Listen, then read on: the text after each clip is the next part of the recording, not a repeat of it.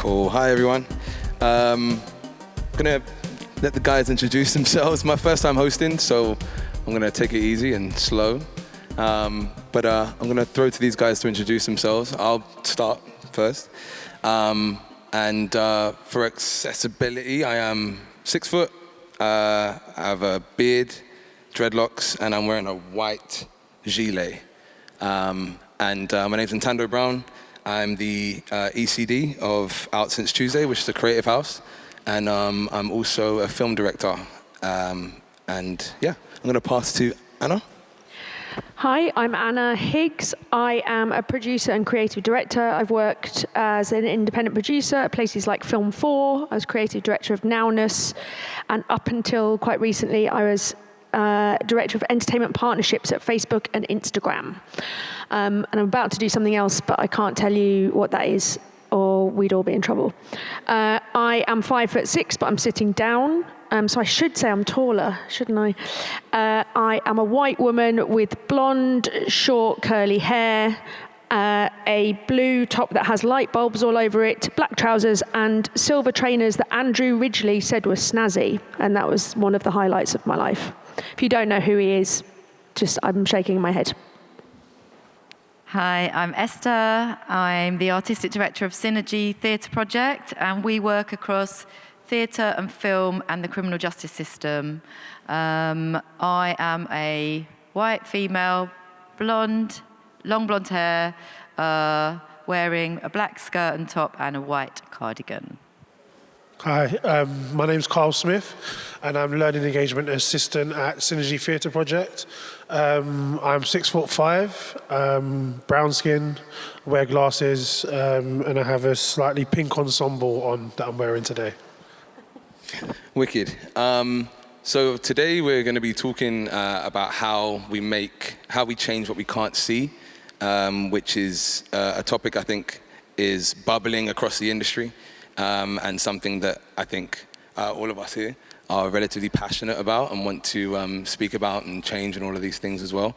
So I'm going to start with the first question that we have for the panel, which is where do you think the industry is currently at when it comes to improving diversity behind the camera? We're going to start with Anna. I think the industry, the kind of creative industries overall, still have a lot of work to do. I think the major piece of work is for this issue to be seen as an issue critical to creative and commercial success, rather than one of a diversity initiative or an inclusion tick box scheme. And I think when we start thinking about it that way, suddenly we realize that representation, from the very glamorous behind the scenes jobs like writers and directors, right the way through to every single behind the scenes role, representation and inclusion is important because you tell more authentic, more representative, and therefore more powerful stories. So I wanna say real quick, we're gonna do this like a conversation rather than question answer. So feel free to jump in and feel free to just kind of back and forth with each other or answer each other's questions, and we'll move on when we move on. But Esther, go for it. Yeah, I agree with Anna. I think there's a lot of work to do. I know more about theatre than film and TV, although I have worked on 4 or 5 films, and they have been very diverse actually, but that's sort of the nature of what we as an organisation do. There's definitely movement in theatre. Definitely in terms of writing there is, and obviously on stage, but we're talking about behind the scenes. I'd say it's pretty crap in terms of things like stage management and stuff like that. But there is definitely a shift in theatre in terms of leadership. So especially in London, there's a lot of changes in who's running buildings, and I think that is going to have a big knock-on effect. It's affecting programming, definitely at the moment. I did do a bit of homework on the film and TV industry and spoke to a few people. The DOP that I work with said he thinks camera's really bad still. And obviously we're not just talking about race, we're talking about gender, we're talking about disability, or everything, you know. But another friend of mine, he's a production manager, he's actually an ex-prisoner who's worked his way up, but he says there's no one like him doing his job that he thinks. So there's definitely work to do. I think that's a good point, though, right, about the gatekeepers. So the decision makers are the ones that the phrase gatekeeper is an interesting one, and a friend of mine recently posted about her job being to keep that gate open, not just to open that gate for a little bit, let the people that you know in, then close the gate again behind you.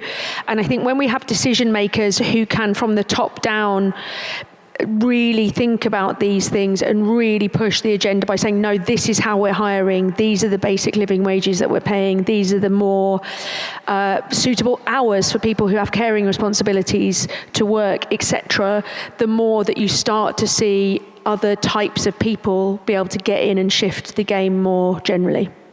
I would definitely agree. I do think that freelancers in general have, because of the nature of the industry at the moment, it almost feels like freelancers almost have been pit against each other to almost fight for jobs, which is a scary situation to be in when you're supposed to be collaborating, because that's what creates the best work. So I think that naturally, I think the way the industry is going in terms of how you even bid for jobs or how you get jobs in general, who you know, how you know them, is based a lot around gatekeeping and based a lot around nepotism, which is difficult for newcomers who are super talented but unable to get a foot in the door to actually do better work or bigger work kind of thing. So I think empowering the freelancers is, for me, makes the most sense. But yeah, how do you feel, Karl? Yeah, I mean, I think looking at it from my point and what I do, I run a lot of our courses, going to working, taking ex-prisoners to work in different environments, and I find that you are seeing some change, but there is still a definite level of nepotism, as you said, the gatekeepers. And the fact is that the gatekeepers have been there for so long and so well established that, you know, they're not really meeting new people, and they're not meeting so much of the new young up and coming people from different diverse backgrounds. You've come in from alternative routes into the industry, because they're not getting into the room with those gatekeepers. They're never meeting them. Therefore, they're never known who they are, and they find it more difficult. And also, there's also a lot of perceived barriers, because, you know, I know myself as a young person, I loved theatre. I went to see La Bohème when I was like 5 years old with my primary school, and I fell in love with everything around performance. But I thought I couldn't go. I used to lie to my friends when I used to go to the theatre or go to the museum, because it wasn't cool. It wasn't seen in my community that this is for you, because it was an industry that was so closed off to us that we felt, well, that's not, why are you going over there? Why do you want to go and be with the people who clearly don't want you? Why do you want to go and get involved in what they're doing when they're not clearly making the effort to bring you and make you be inclusive? So I always felt a lot of shame about the fact that I like to go to museums and fell in love with theatre. And, you know, for me, it was like I was lucky enough to get involved with Synergy to be able to have that access. But that access isn't widely enough, and I kind of get that. You see that some people may do a thing where we work within the criminal justice system. Some people will say, "Oh, Synergy's doing that, so we don't need to bother to reach out to that demographic because they're doing that." Or like a company like Clean Break, who work with women who've been affected by similar situations of being in prison. Oh well, they're working with those women, so we don't have to. So it's kind of like it's like, oh well, that box has been ticked, or, you know, we get those free tickets to go somewhere for that one day a year where you walk in and there's so many brown people in this big building. You're like, they've never all been here before. It's just a one day. So I feel there definitely is still a lot of movement still to happen. On that point, I feel like a lot of the time it feels like you're, as you say, a box is being ticked. Yeah. If you get let in the first place, if someone gives you the keys to the kingdom, it feels like you're given that energy of, we'll let one in. And then we're good. We'll stop there. Do you know what I mean? And that kind of energy is what creates a new idea around crabs in a barrel, or feeling like no one else can get let in, or shutting the door behind you. And which it feels like you have to do. And I feel like, I don't know how, which is what we're talking about, how we change those kind of things, but I think this system of how we are approached and how we speak to people that have that access, I feel like there needs to be more work done on their behalf to seek out new people. I think there's even now there's, for example, there's artists like Tyler the Creator, for example, who actively goes and finds very low-key, unknown artists online to be like, what are you up to? And he signed someone who's got like 4 views on their videos. And that's not his job. He's an artist. So it's like, for people whose job that actually is, they should be doing more work to find those people, I feel like. Yeah. But yeah, I'll go to the next question. We've got about half an hour, and then we're going to go to like questions from the audience. Okay. What effect did COVID have on diversity of the freelance production community, and did it undo years of gradual change? I'm going to go with Esther first. I'll just pick up on a couple of things to do with COVID. I think, well, obviously COVID hit us all, but I think if you're from an underrepresented background and you haven't got like financial support, it's really, I think COVID, like having worked with, because we work with prisoners and ex-prisoners, like it really hit everyone really badly financially, and I think that will have been, it would have made it more difficult for people who are trying to get in on the ground floor, who haven't got much money, who aren't going to earn much money doing it. I do think Black Lives Matter, though, did, that brought momentum, which I think was really positive as well. So, and I was talking to someone else who we work with from an agent, and she said in terms of, obviously, things going online, the hybrid model and all that has made things sort of, it's definitely opened things up geographically and people being able to work from home and stuff like that. So there are positives that have come out of it as well. Karl, what do you think? I think to go on the back of what Esther's saying, there definitely has been the, in some aspects, the working from home hybrid does make it easier if you have children, and it makes it a little bit more flexible, which has, in a roundabout way, made the industry a little bit more open to people from alternative backgrounds. But I do think, obviously, COVID, again, with social distancing and all of these things that went into place, how that then has affected some people. It affected people with accessibility issues, because then those people who may need support and help to get into somewhere, well, you had to be further away, and it kind of maybe made kind of a backward step in that respect for some people, because obviously we all had to now become contact-free and have space, and then, I guess, opening back up outside of COVID, I find that everybody's a little bit tentative about what we really want to get behind, and therefore some of the initiatives that we may want to drive are not really on top of the agenda at times. So kind of to Esther's point actually as well, I think it was kind of twofold, but one of the main things, I think it actually highlighted more than it didn't. So I feel like in that time, even though it felt like a bit of a rush to see who was the most woke company out there, it still made, after, when we came out, I think it still had somewhat of a lasting effect of people that still had to be active. Yeah. So it made things a bit more visual for freelancers and artists to be like, are you still doing what you said you were going to do during lockdown? Because during lockdown, there was like, we're going to do this, we're going to do all this. Everyone was doing campaigns and all this stuff, and it felt like a bit beggy. But after the fact, it gives a bit of a calling card to be like, are you still doing the things you said you were going to do? And so the conversation is kind of, instead of fizzling out entirely, I feel like now we're able to have these kind of conversations that last a bit longer, which means in the long run, hopefully, there'll be some more change, but the conversation just lasts a bit longer. Do you mind if I say another thing? One thing that I've noticed that has come out of this is like with funders. So our work is charitable funded basically in Arts Council, but there is a definite push on diversity as a priority, or you're not going to get money. And I think that's a good thing that's happened. For me, I think there's a couple of things you're talking about in there that I think are really interesting. For me, COVID was, of course, incredibly impactful, but was essentially an apex example of the fragility of freelancing. And so, anyway, in normal happy boom times, being a freelancer has an element of privilege to be able to enter that, to think of that as an option of, I can afford not to work for a chunk of time, I can afford to do something without knowing absolutely everyone in my space, I can afford to start, even though I might have this level of experience, I'm transferring to a new industry and I'm going to have to start making tea again instead of being a head of department, because that's the way the hierarchy works.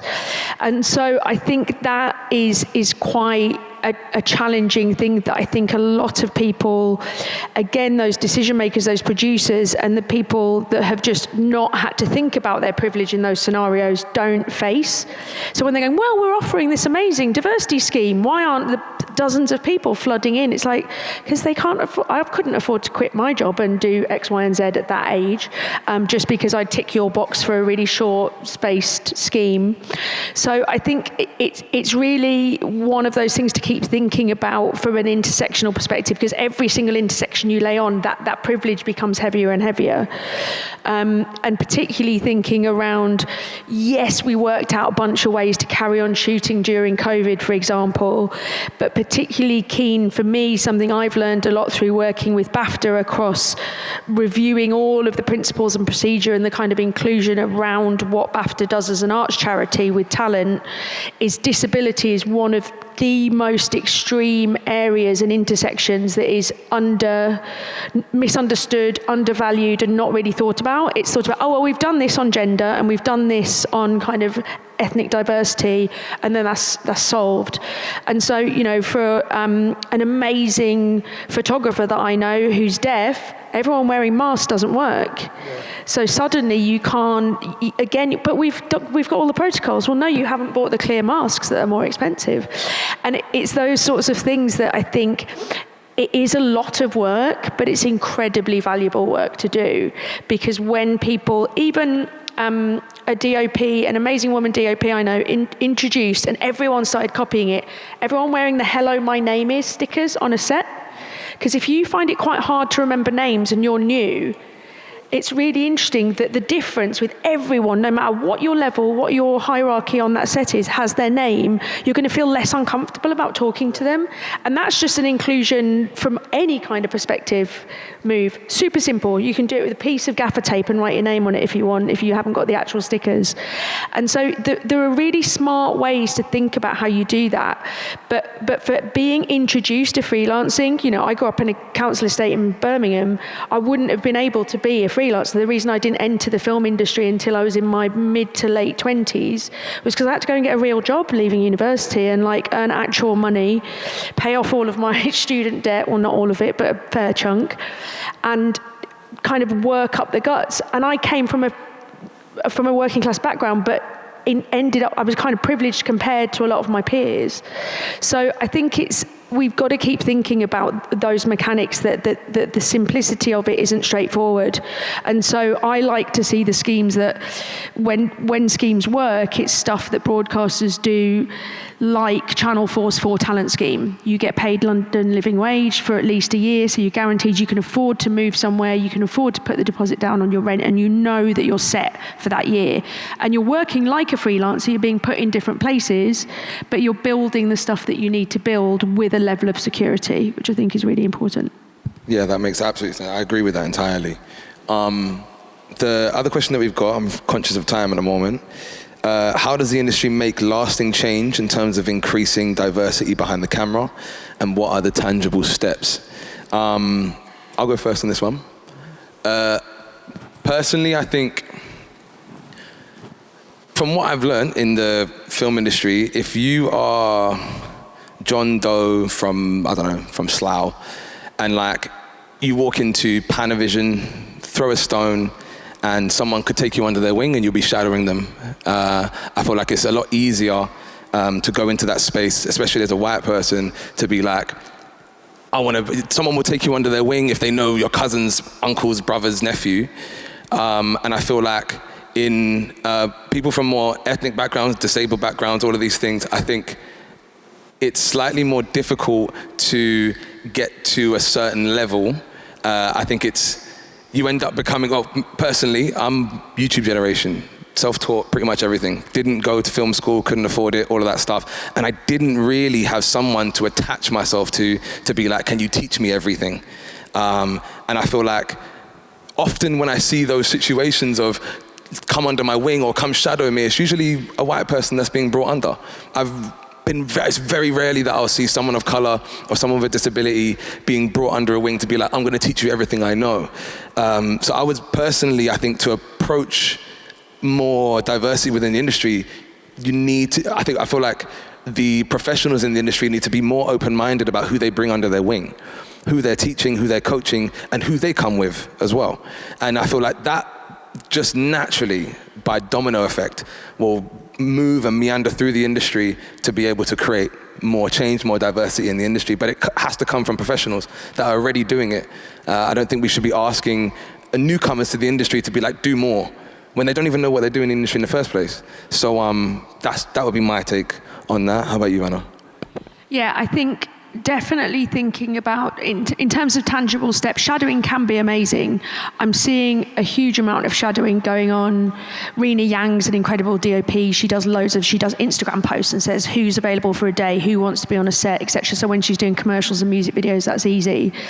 Des Willey, who's a stills photographer, incredible. He's shooting like on Andor at the moment, although I might not. Maybe Star Wars will kill me now, so don't tell anyone that. But he's setting up a kind of scheme for more diversity behind the lens, and really interestingly. But you might notice or be able to deduce that all of those people are diverse people themselves. And so I don't think it should just be the work of those communities to kind of continue breaking down the doors that they've had to break down themselves. I think it's exhausting. It's also those in power and kind of the dominant demographics to do that work too. Nadia Stacey is a great example of that. She's a makeup and hair designer, did The Favourite and all kinds of incredible stuff, and she's doing similarly to Rena. It's like, I know there is a critical problem of representation in the makeup and hair industry. Who wants to do days for me? Who wants to do this? So when you have power and you're aware of your privilege, using it for good, again, sounds quite, using the Spider-Man metaphor. But again, that's all sort of singular activity. And the more that becomes the norm, the more that is less of a tick box, and people are used to seeing more diverse sets, and you don't feel like you're walking into a predominantly white workplace and feeling out of place. But I think broadcasters, I think BAFTA, I think the Film and TV Charity, Beck2, etc., all of the riders and all of the stuff that structurally forces studios and forces TV makers and broadcasters to do better, to pay better, to have more amenable working hours, etc., the more that you will see that stuff change overall. Mm-hmm. Yeah, I entirely agree as well. But I think the more it becomes a natural thing as well, the easier it is on the freelancer that's coming in. Because if you get pulled into a space as a affirmative action, whatever you want to call it, then you feel that. Yeah. And that affects your work. It permeates through all of your work, how you move around the office, how you talk to people, and all of a sudden, half of your time you're thinking about what is it like to be different in the workplace, instead of focusing on your actual job, which is creating art. So it's like, to make it normal makes it easier to actually just create in general. So I think there's more of that needs to be done. What do you think? And it's also, sorry, just to finish, but it's a slight nonsense to say, oh, well, we're being inclusive and that's really kind of us, this kind of dominant, the power centres. Because I often bang on about the fact that McKinsey have done massive studies year over year over year about diversity in the workplace and using diversity with a small d. And they've proven that even if you don't care about the morals, even if you don't care about representing what the world actually looks like in your workplace, you are going to make more money if your workplace is more representative. So the commercial arguments alone, you're leaving billions of dollars on the table if you're a major corporation in any industry if you don't do that. So go off with your moral arguments, and people go, well, we can't keep affording to run these schemes. You actually can't afford not to. You're literally leaving money on the table. And I think I echo a lot of what you're saying, is that, it's about these things also not just being a scheme, that these becoming the norm. This is normal, that we look to represent, we look for our workforces to be representative of the nation, of what the nation looks like. And therefore it needs to be that it isn't just, we're doing this scheme, like we said before, the tick boxing situations. You open up the doors and so that people feel comfortable there. As I said before myself, I used to feel uncomfortable in spaces. And what I learned through meeting through Synergy, unfortunately, I met Synergy when I was a serving prisoner in 2009.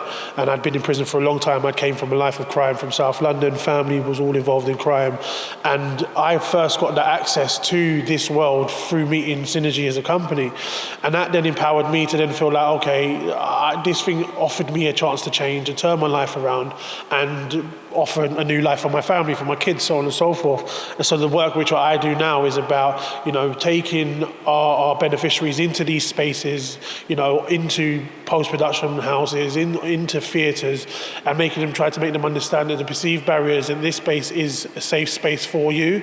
But that also means the work coming from these people too, coming from these organisations, these establishments that, yes, we want you here, but it's not just on our one diversity day a year. This is open for you at all times, no matter who you are, and that everything's accessible for everyone. Like down to little things, like in terms of, the fact is that being a Black Caribbean person, I talk with my hands a lot. I'm quite expressive, and I can be quite loud with my friends and laugh and joke. And it's about people understanding that isn't threatening. That's just our culture. That's just the way in which we speak and the way in which we engage with people. So I might see you like, yo, my brother, and we're talking, we might be loud and we might laugh. And it's not, like a lot of the time you think people seem like, why are they being so loud? It's because that's just our culture. If you go to any corner in the Caribbean, people are going to be outside and it's going to be hands are up and we're laughing and dominoes are bust, because that's just the way we are. We're expressive people, and it's about making sure that our allies are able to be able to understand that. Because again, just to touch back on the COVID thing, is that what I found was really empowering is that a lot of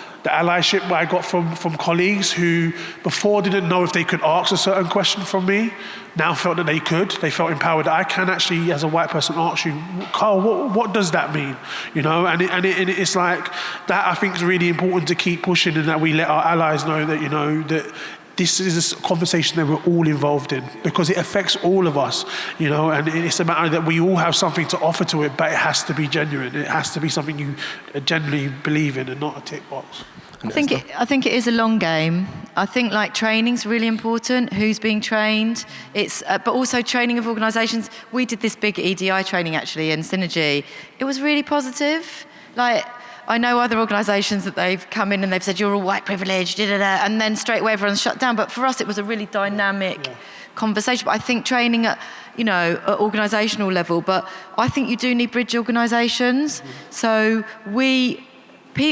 Film and TV actually hire quite a few of our ex-prisoners. It's not always successful, obviously. But they wouldn't have access to them without us. Yeah. And I think you do need lots of schemes, but like you say, long-term schemes. And I think it is a long game, because you don't want tokenism either, and you don't want people hired not on merit, but you've got to train people up so that they're ready as well, and they're not out of their depth, and they've got to be supported. I mean, we produce plays written by prisoners and ex-prisoners, but we've spent quite a lot of years finding those writers through competitions, giving them one-to-one development, and then we would put their play on when it's ready. But it takes time. It takes time to be an artist that can have a play on. Do you know what I mean? So, yeah, I think it's a long game. Okay, so I'm conscious of time, so the last round will go a bit quicker, yeah? Okay, what is the one thing that agencies and organizations could do tomorrow to radically improve diversity behind the camera? So, similar to the last question, but the way I'd say as an organization rather than the industry itself. So as an organization, I would say, for sure, hiring more companies that are diversely owned. If you're able to hire more companies that are diversely owned, not only do you get more diverse work and all of these things, but also by nature of it, you bring in more diverse people.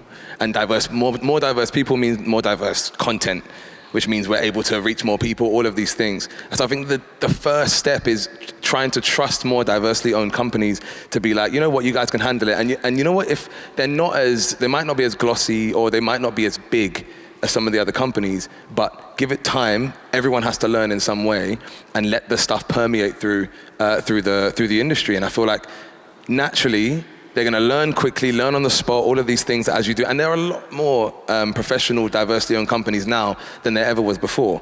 So I think rather than sticking to the companies that you've always known, or your friend owns it, or your nephew owns it, or whatever, kind of opening your mind to other types of companies that can give you different cultures, different ways of running companies, different ways of running productions themselves. And I feel like that might be a way that I think immediately that you can kind of change things. What about yourself, Anna? I'd say change your strategy fundamentally. So when I joined Nowness, it was actually pretty good in terms of gender of filmmakers that they worked with. But I said, right, we're going 50-50. And they were like, oh, when, in like 3 or 6 months? I was like, no, today. And everyone slightly lost their minds, but it worked. Because there is the talent out there. There might not be the talent working in the traditional system. You might have to look a bit harder, but actually it's all there, doing really interesting stuff, not waiting for permission through the traditional routes, just doing things differently. And as a result, it was kind of like a harder line version of Free the Work. If you know Free the Work, is where there has to be a woman pitching out 3 pitches for an ad. And so it had to be 50-50 on everything. So if there were 4 directors pitching, it had to be 2 women, 2 men. We also made sure that we were including non-binary filmmakers as well. And in the end, for the branded content work we were doing, we kept that on, but 70% of the branded content work was won by the female directors. Because it was better. What do you guys think? I don't really know. Maybe invest in people to look beyond the usual pool. I think talk. Everyone needs to talk more. Talk to different companies, talk to companies doing different things who had come from different backgrounds. Be open to work, like you said, with different companies who are more diverse.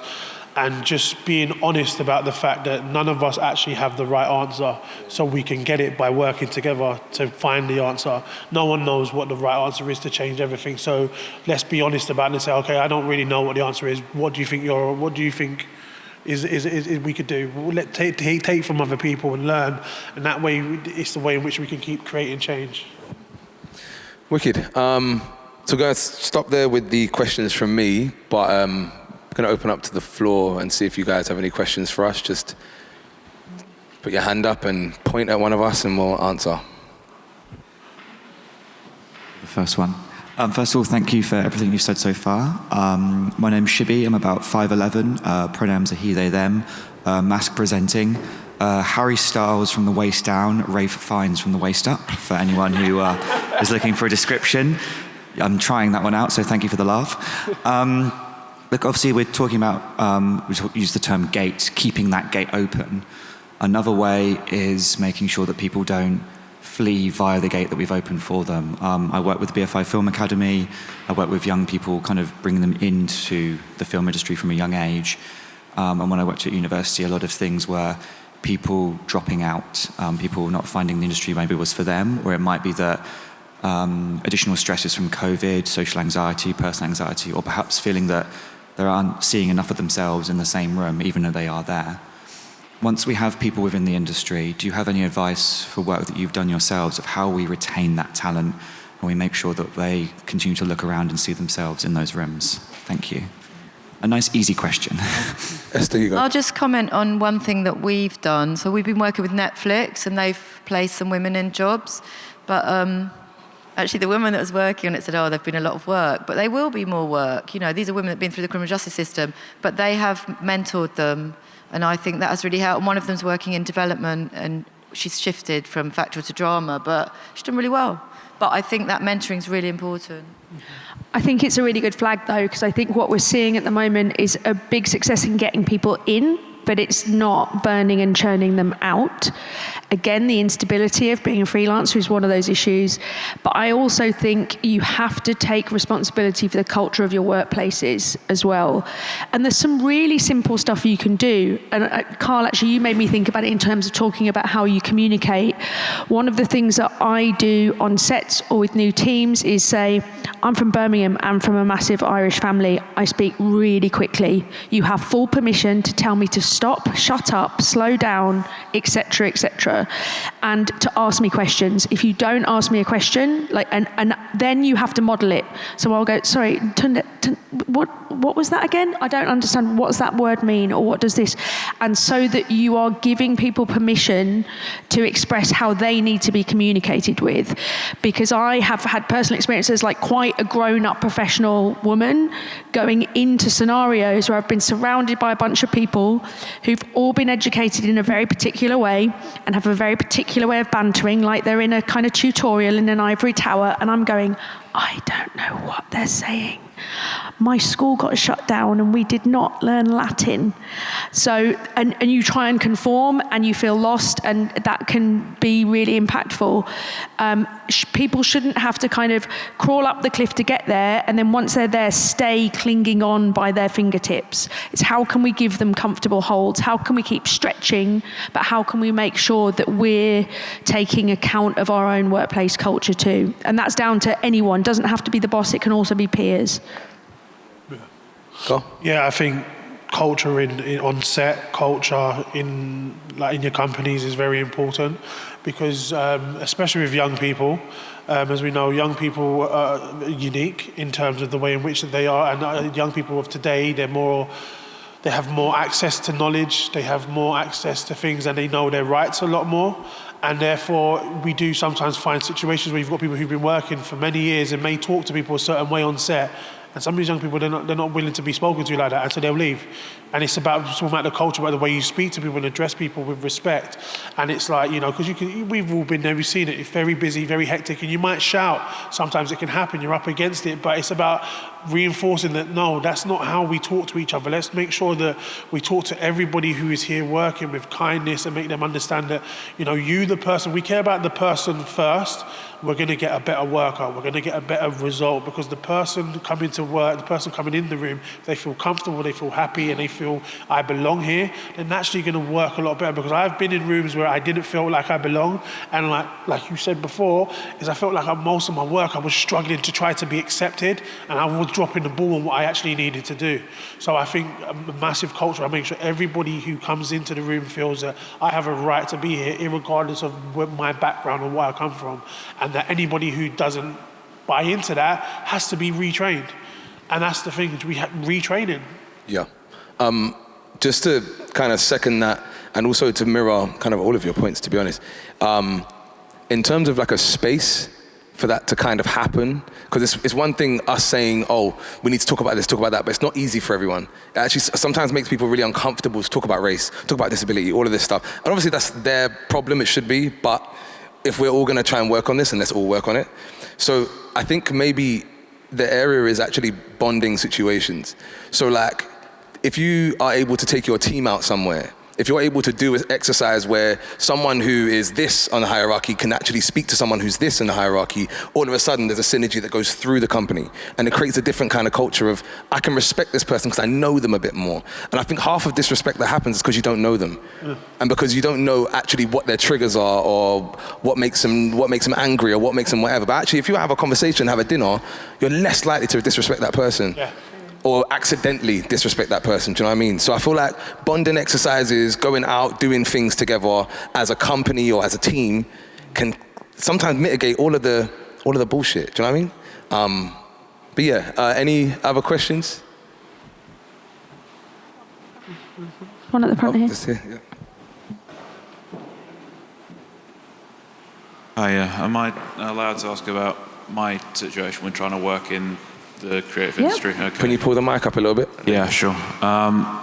So in your expression, burned and churned, basically, I did 4 productions as an apprentice production accountant, and just found that with the chronic problems I deal with, I can't consistently do a 9 to 5, and then when the shooting happens, it's 8 till 7 or whatever.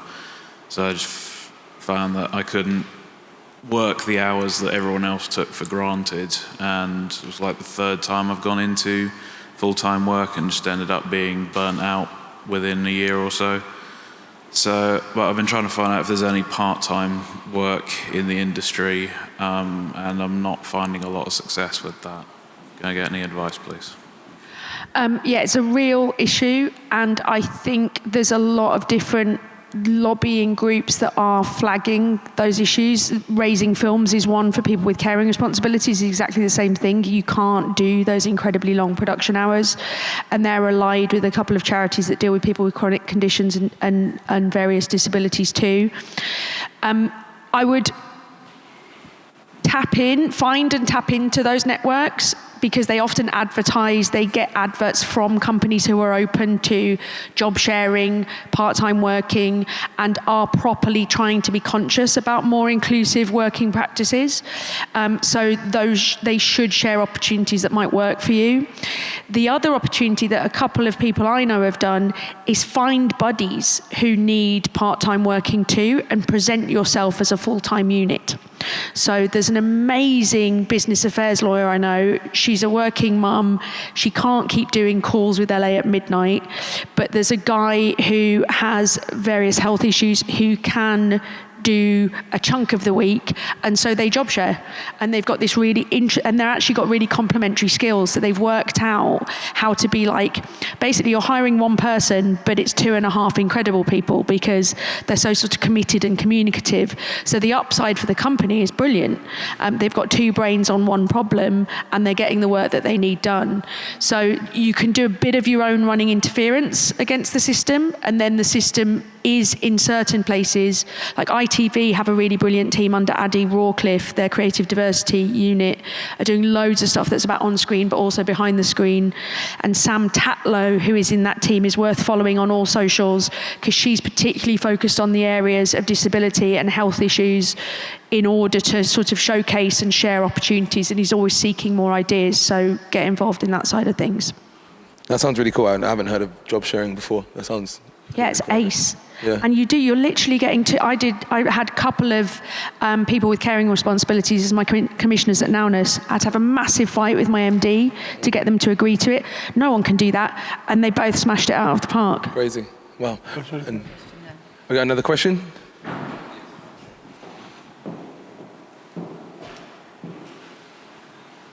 Hi.